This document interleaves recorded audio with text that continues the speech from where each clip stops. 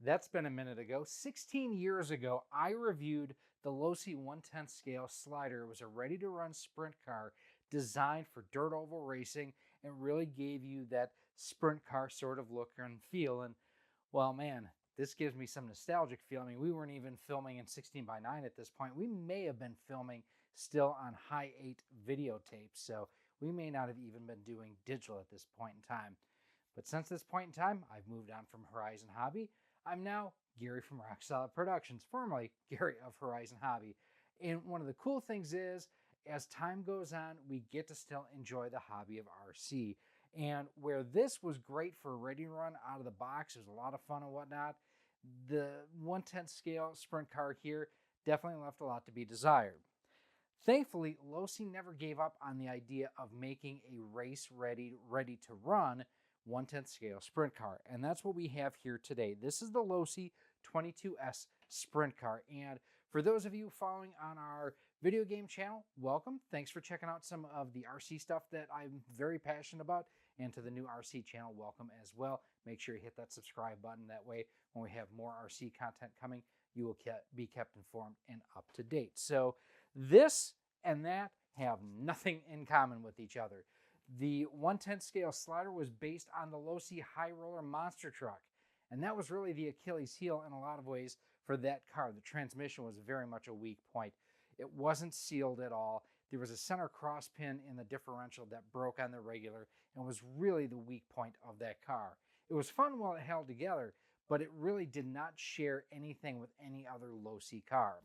This, however, does. This is based on the Team Losi Racing 22 two-wheel drive buggy, but it's on the sport version of that, the 22S, and they've done a stadium truck, they've done a short course truck, they've done a dragster, and now they've done a sprint car. What we're going to do in this video, we're going to take this out of the box, we're going to see how it comes equipped, and check out some of the features and check out the good, the bad, and the maybe cringeworthy.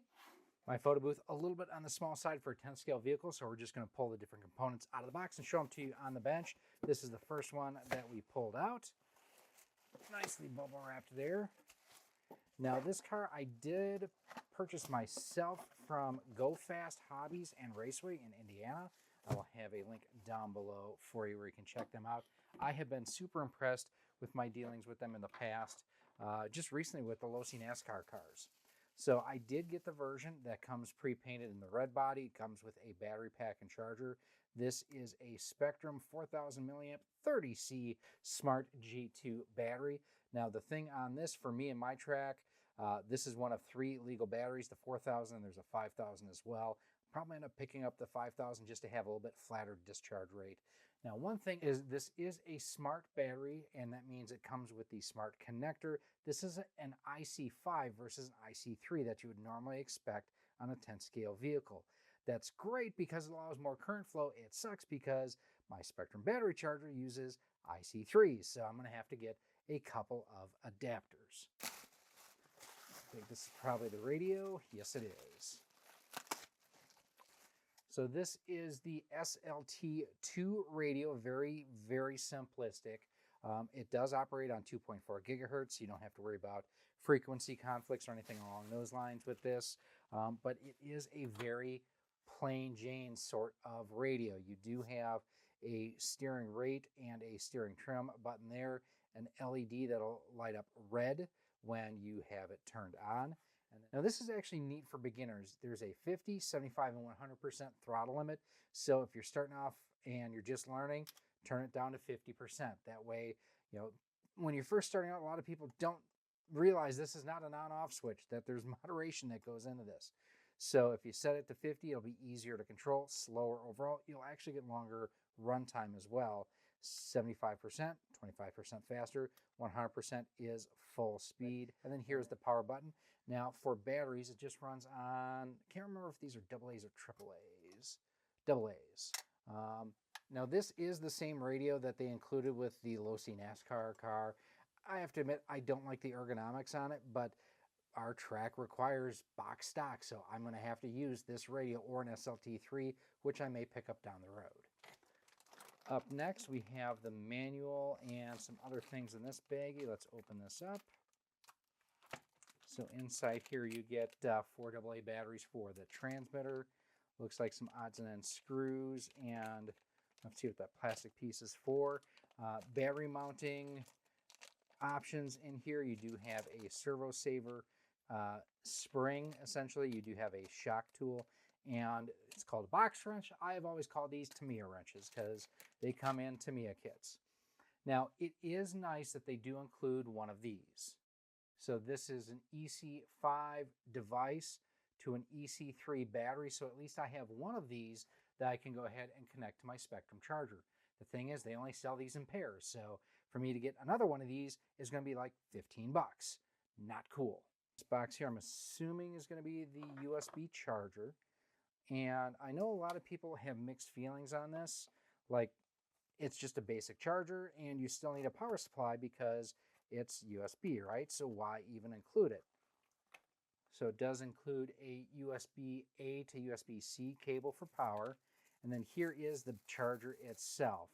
And get off there. This is the S120 charger, and it basically just has your IC3 connectors there. So your charge adapter will plug in just like so. That is a decently tight fit. And then you do have a balance lead here if you are going to use non-smart equipped batteries, USB for power there. So why do they include this? Well, first of all, to get you up and running and charging. That's simple. So, but why USB? Why not DC? Why not AC? Because going with something like this, they don't have to go through compliance testing for it. It saves them money and it saves them time. And if there's any issues, it makes the whole process a whole lot easier from a regulation standpoint. So that is why. And also, you don't have to worry about regionally which power supply to include, 110 or 220, and the size of the plugs or anything like that. So this does allow them to offer one SKU worldwide and make it a little bit more simple. I think this is probably the instruction for the battery. Yep. Lithium polymer battery safety guidelines. We'll be working on a LiPo battery video in the future. Welcome to the adrenaline of Losi. Congratulations for choosing a Losi vehicle. Scan this QR code to get the most out of your purchase to register today. And it does have a Losi race-inspired decal on the back. So this is kind of nice that they've done is there's a hop-up sheet that comes with it. So I'm limited because I'm going to keep this in the box stock class, but there's also a limited class essentially where you can run all of the upgrades. So there's an aluminum front axle set, carbon fiber front shock tower, carbon fiber chassis, aluminum front pivot block, carbon fiber rear shock tower, and more. The one thing our track will allow is going to be the optional spring sets here. So we will be utilizing those. And on the back has some more optional parts. Oh, that's actually a nice looking fan from DPS. I'm not sure what brand that is. And then you do have your instruction manual, and it walks you through like the binding process, how to install the battery, how to adjust the battery after you run. Basically walks you through all of the maintenance and everything before you run this for the first time. If you've never driven an RC car before, read this. There's going to be good stuff in here for you. I promise you that. And here we do have the car inside of the booth. It is wire tied down. If you don't have a set of snips like these, get yourself a set. They have come in so handy for me with my 3D printing stuff, and like come Christmas time to remove wire straps like this. It just makes life a whole lot easier.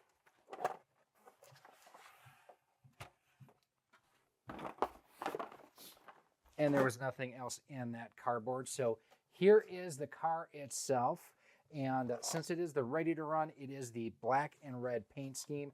I do wish they would have offered all three paint schemes and all three completion levels.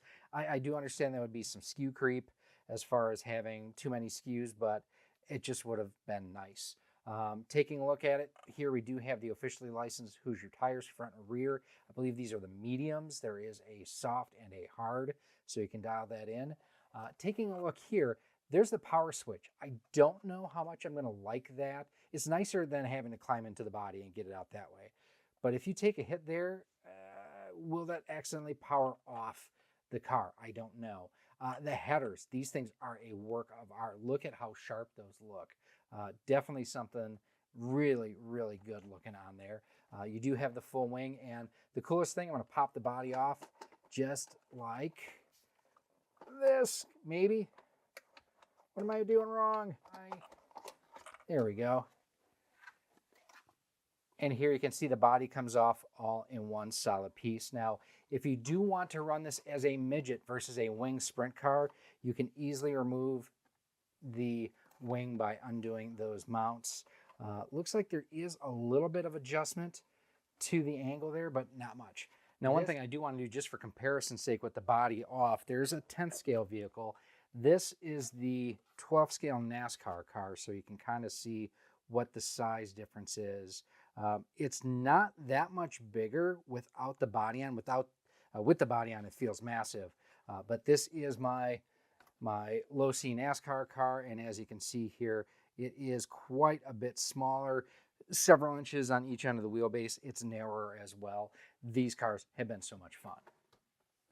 So looking at the chassis and the electronics here, you do have a Spectrum brushless speed controller, an SR215 receiver, and the nice thing is this compare with a standard DSMR radio. Like, say, I still have a DX6R. I love that radio. So if I was going to use it in the limited class, I could use that radio with this receiver without having to buy a new receiver. We have to use the SL2T in the spec class. Do have a Spectrum servo. One of the interesting things is the way that it is mounted inverted on the chassis here. So just to create more space and more room. So this way too, you don't have to have a super tall ball stud here to reach your servo arm. Interesting way, but I'm kind of surprised they did this because that's going to raise the center of gravity quite a bit. Since everybody's running the same cars, nobody's at an advantage or disadvantage, however. Much like on the main wing, you can remove the front wing as well. There's just two Allen head screws right there.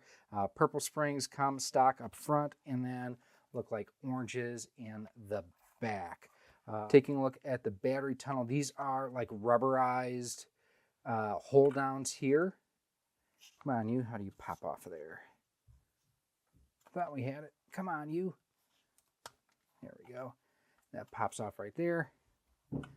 I can see accidentally tearing these if you're in a rush or in a hurry. Say that you bump up from a lower main to a higher main. Good to know that these hold it securely, though. That is good to know. Now, this is a 3300 kV brushless motor. I want to say this is going to be pretty similar to Dynamite RC had a 3300 kV short core system. And looking at it, this looks very similar. Horizon uses Hobbywing for a lot of their different electronics. If this isn't that exact system, I'll bet you it's based on that system. One nice thing that they did here too is, if you see, there's a screw hole right there and right there. There are holes in the water tower so that you can use a cooling fan here to help keep the motor cool. Overall, pretty clean layout, very similar to the 22 buggy. Now, one thing I want to do here is I want to take a look at the motor and the pinion gear.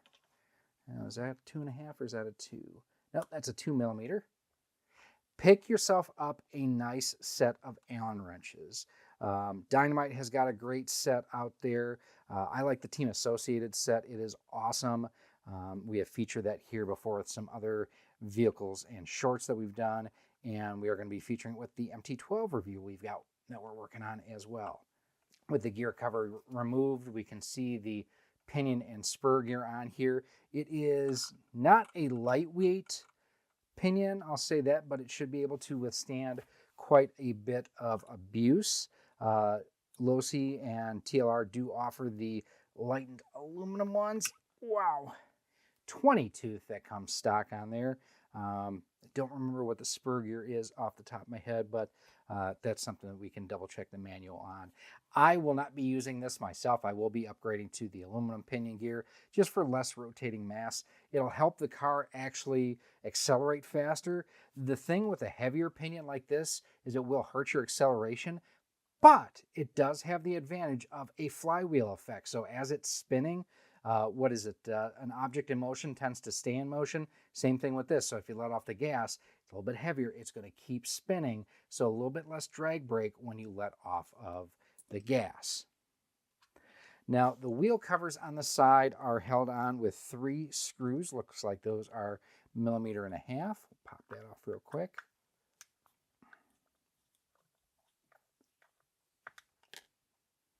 Oh, so they are, these are index. They are not screw through, which is nice. And there you can see the nice chrome wheels on there too. So you can run either or. At my track, I'll probably end up running these just because the tires and wheels do end up packing with dirt, just because it is a softer, loamier type of dirt. But that's good to know on here. And then you do need a 7mm wrench to go ahead and take the rear wheel off, which thankfully, like I mentioned earlier, they do include that Tamiya wrench. Wow, they cranked those suckers down. Holy cats. So I would say one thing for sure, when you get yours, loosen up the wheel nuts, because if they are overly tightened down, what you're going to end up doing is pinching the bearings in the rear hub carriers. It's going to cause excessive drag, heat, and slow your car down. Popped off nicely there. So you do have 2 adjustment holes here for the camber link mount. It does have the Go Wing style rear arms held in place, the outer hinge pins at least, with a set screw. Definitely have some air in those shocks, so we'll be rebuilding those. At least that way too, I know what I've got in there. I would highly recommend as well, if you do want to take the motor in and out, pull the wheel off. It's just less frustrating to have to not work around that. Overall, this is a pretty clean design. I mean, if you've owned or seen a TLR 22, that's basically what this car is. Bottom of the chassis we'll give you a look at real quick. It is a silver aluminum. All the holes are countersunk. You have some optional mounting holes here for different components as well with the battery trays and stuff. Looks like it can accommodate a shorty battery pack as well if your track so allows. Now this is a flat chassis here. There is no kick-up. So all of the kick-up in the front arms and everything, that's going to be thanks to that front pivot. Very similar to, I actually ran for a while a 22 Sprint car that was a conversion, and it uses a 3D printed piece for that. This, it's molded injected, so it should be more durable. But overall, not a bad design, and I'm looking forward to taking it apart. I'm going to put fresh oil on the shocks just so I know what's in there. I've heard there are some issues with the differentials leaking out of the box after about, maybe 100 laps of running. So you'll want to take those out, make sure that those screws are fully tightened down. Final thing I wanted to check, are these dog bones? Nope, universal drive shafts or LCDs in the back. So good to know on that. Overall, pretty well put together machine. Now, one thing I'm going to point out here real quick too, you see that dark spot on the cardboard where the chassis was sitting? That's shock oil that was leaking out of the car. Now, I did notice when I went to take the car out of the photo booth that the left rear tire felt slippery, like there was silicone oil on it. And this tells me that there was. So I'm going to have to rebuild the shocks regardless, even if I wasn't just going to put something in so I knew what I had for a starting point. It's leaking right out of the box. So what are my initial thoughts on the Losi 22S Sprint car? I mean, first and foremost, it reminds me a lot of the NASCAR car. It's designed just to have cheap, inexpensive fun and look good doing it. And I love the looks of these. These have been a blast. I love the look of this. I'm hoping it will be a blast. Now, there are a few things that I don't like about it right out of the box. I'll tell you that. I wish that the body was not fully decaled. That's something I want to do myself because, especially with the RTR, you only have one paint scheme across the board. Let me do something that kind of differentiates it without having to worry about getting a bunch of goo off of the side of the wings and the side of the bodies. I'm also not a huge fan of the SLT2 transmitter. It's great for kids. It is a perfect radio for kids. For adults, a little bit too small. You'll probably want to upgrade sooner rather than later if your track allows it. For my track, the only thing I can go from this is to an SLT3, and I don't want to spend $50+ just for ergonomics sake. Kind of wish the SLT3 would be what would be included. I like and dislike the battery connector on the battery. I like the fact the IC5 is there. It handles more current overall. But I do need a charge adapter at that point, and they do include a single charge adapter with the included charger, which is, I mean, it's nice for someone who has a dual output charger. Though I need two of these. They don't sell these individually. I've got to buy them as a 2-pack at $14.99. Not a fan of that. And finally, the thing that I did not like out of the box was the fact that I have a leaky shock on the left rear, and I didn't notice initially that that was the case until I went to go put the body back on. I'm like, why is this slickery? And then I looked at the cardboard like I showed you, and it did have an oil leak there. So I will have to rebuild the shocks, probably replace the seals before I even get to run this for the first time.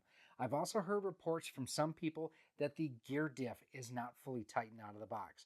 We're going to open ours up and check it out before we run it, and I will report back with that soon. I do like the fact that this is a 22 based platform, so parts are readily available. It should be more easy to tune in than like what the 10th scale slider was, being based on the high roller. That high roller was not a race car, and the moment you threw that car on the track, you kind of knew it. This, as it comes out of the box, not a race car per se, but it has a racing lineage. This is not something that I would put up against like the Custom Works cars that are out there, at least to begin with, but there is a pathway that if you start with this as a beginner, or if you want to just do spec class racing and the sprint car class takes off at your local track, you can go ahead, upgrade this to be competitive with those more purpose-built race cars. The thing is, by the time you do that, you're cheaper off probably just buying a Custom Works car or one of the other purpose-built dirt oval cars that are race-orientated versus buying this and upgrading. But at least with this, you can learn your craft as you go. So I think they nailed the aesthetics. The body is heavy. That is one thing. That's one other final thing. Is the driver figure, I was surprised. This whole area, that's all molded composite plastic. It's not Lexan. And to reduce the weight, they could have gone with a Lexan driver figure. They did not do that. So this is a hefty beast. And this doesn't even have the battery pack in it right now. The fun thing for me, or interesting thing, is this car was basically tested at my local track during the development phase at BB Mod's RC Raceway. And I've got a ton of laps. I've won races there. I've TQ'd races there.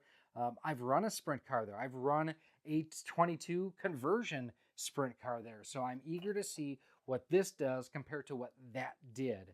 And finally, on the tires, I think they nailed the looks with the official Hoosier sponsorship or licensing on here. They look great. The tread looks like it should work on hard packed dirt or loose packed dirt. I think that the tread pattern is tight enough that you're not going to have a whole lot of deflection.